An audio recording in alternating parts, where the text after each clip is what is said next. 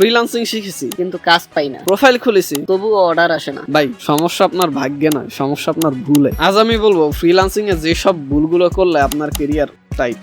ভুল number 1, profile সাজাই না। ফাইবার বা আপওয়ার্কের প্রোফাইল এমন করা যাবে না যাতে বায়ার দেখে বলে এটা প্রোফাইল নাকি ফেসবুক আইডি। সুন্দরভাবে বায়ো লিখুন, পোর্টফোলিও দিন এবং প্রফেশনাল হন। ভুল নাম্বার 2, একসাথে 10টা স্কিল শিখতে যাওয়া। আপনি একসাথে graphic designer, web developer, ethical hacker সবকিছু শিখে ফেলবেন। ভাই আপনি মানুষ নাকি গুগল? একটা স্কিল ভালোভাবে শিখুন, তারপরে মার্কেট প্লেসে ফোকাস করুন। ভুল নাম্বার 3, কমিউনিকেশন স্কিল না থাকা। ক্লায়েন্টকে শুধু হাই পাঠিয়ে বসে থাকা যাবে না।